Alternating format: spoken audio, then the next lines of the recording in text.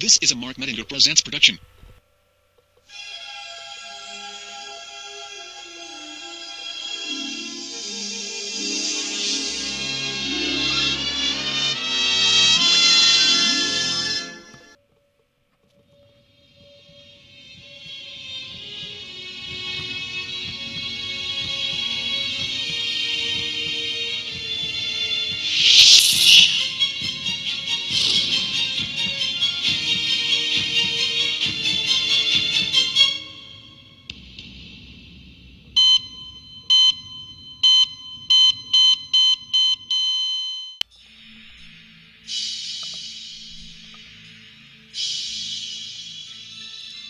Once upon a time, 3 University of Wisconsin lacrosse students were halfway through their freshman year at UWL. All 3 of them had been friends since their time in grade school at Evergreen Elementary School in Holman, Wisconsin. When senior year at high school came around and it came time to decide on colleges, they all decided to stay together and go to the same university. It didn't take long for them to realize that while they liked school, life in Whitehall Dormitory was not for them. At the end of their first semester, they decided that the 3 of them would move to off-campus housing the next year. They immediately started looking, and after a long hunt, they saw an ad in the newspaper that was of great interest to them. It was a house owned by a landlord with only one property, and the house had a yard with an enclosed fenced backyard, and was near campus and in their price range. They called the landlord and set up a showing.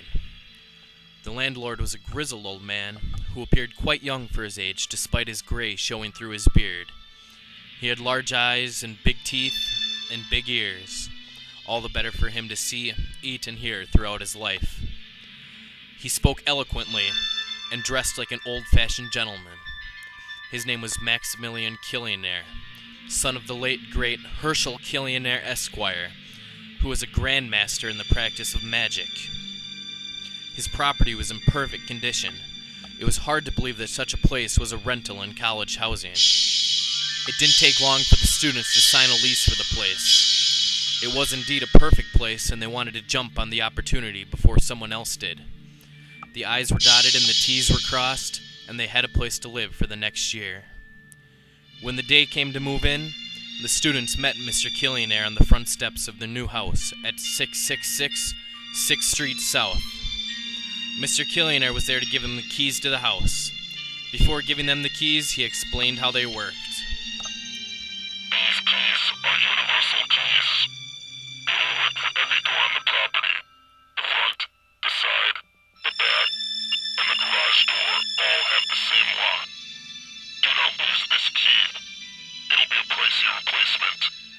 I put a white sticker on each of them with your initials on them. This is so I can know whose key is whose in case one gets lost. Also, the garage and back is off limits. You are not to go in there. That is mine. I keep my things in there. Stay away from it. The 3 students agreed never to go in there, and they took their keys and started making themselves at home. They lived enjoyably for a month, having grill-outs and watching sports, and being young academics. But then one of them started wondering about the garage. He thought there was a bunch of awesome things they could do with it, so he was curious to see what was actually in there to see if they could work around it. He discussed it with his 2 roommates, and got both of them curious as well. They decided they would go check it out, because they had the key for it, and who would know? What was the worst that could happen? They walked out the back door through their dark, wooded backyard. They got to the garage and put their key in the door and turned. The door unlocked. They slowly opened the door and walked in. They were shocked at what they saw. They saw a large oven, a set table, and a pile of what appeared to be human bones in the corner. Then, on the other side of the room, they saw a basket full of chopped up students, salted for preservation, and 3 giant shelves of seasoning, most seasons they had never heard of before. The 3 students were in disbelief. They hurried to get out and lock up, but the lock could only be locked with a key from the outside. When they got outside, they realized all of their keys were missing. They turned panicked and frightened and terrified. The keys vanished when they went into the garage. They didn't know what to do. They couldn't lock the door. Mr. Killionaire would know they went in there.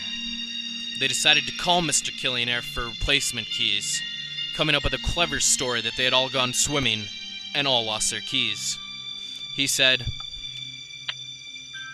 I will meet you tomorrow at 6 in the backyard to give you new keys. Make sure to be there. The next day at 6, the 3 students were waiting in the yard when all of a sudden from behind, Mr. Killionaire walked up. He said. The 3 students all said hello and then apologized again for losing their keys.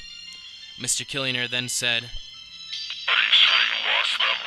I have a feeling you all didn't lose your keys swimming at the same time. That's absurd. The boys assured him that while a strange coincidence, that is what happened. Then Mr. Killionaire took out 3 keys from his pocket. Each had a sticker on it, but they were not white as they were when they got them, but rather black, each with the boys' initials on them. They were the boys' keys that had disappeared. The boys' faces turned pale as a ghost. Mr. Killionaire then said, You boys went into the garage against my strict orders. Now, you'll end up in the garage again. But you won't be there for long. You'll soon be in my stomach as a tasty treat. He then pulled out a hatchet and corralled the 3 students into the garage. Here he could do his killing and then prepare the boys for a glorious banquet that evening. Fresh young kill was his favorite, and he was going to dine like a king that night. Once in the garage, he started taunting his soon-to-be victims, swinging his hatchet wildly near their bodies, but not hitting them. Not yet. He thought this was fun. It was all just a game for the time being. While being taunted, however, one of the students was able to get a text message off to his girlfriend to come and help. She got the text and immediately grabbed a kitchen knife and ran as fast as she could to her boyfriend. The taunting was soon over, and finally Mr. Killionaire put a full-force blow into the first student, killing him instantly. The man looked crazed and mad and no longer looked like he had an ounce of humanity whatsoever in him. He then swung the hatchet into the second student. He hit him square in the chest. He then grabbed the hatchet and hit him 3 more times, cutting a hole around his heart. He reached down and grabbed the heart and took a huge bite out of it. With blood running down his face, he said, The last to go saw the first 2 go before him. and with that, he picked up his hatchet and began to walk toward the 3rd student. He slowly walked towards the student, drawing out the poor soul's fear and agony as long as he could. The stress of killing a person like this made the meat a bit tougher when he ate, but he loved the thrill so much that he didn't mind having the meat be a little tough. He crept nearer and nearer until he was no more than a foot away. He raised his hatchet high in the air and started to bring it back down, when all of a sudden the girlfriend burst through the door and jabbed the knife right into the heart of Mr. Killionaire. He dropped the hatchet and fell to the ground dead. The tear was over. Immediately after Maximilian Killionaire breathed his last breath, the garage shook and a low moaning could be heard. The room was filled with gusts of wind and sand. Mr. Killionaire, like his father, was a grand master of magic as well, but he specialized in the field of black magic instead of legitimate magic.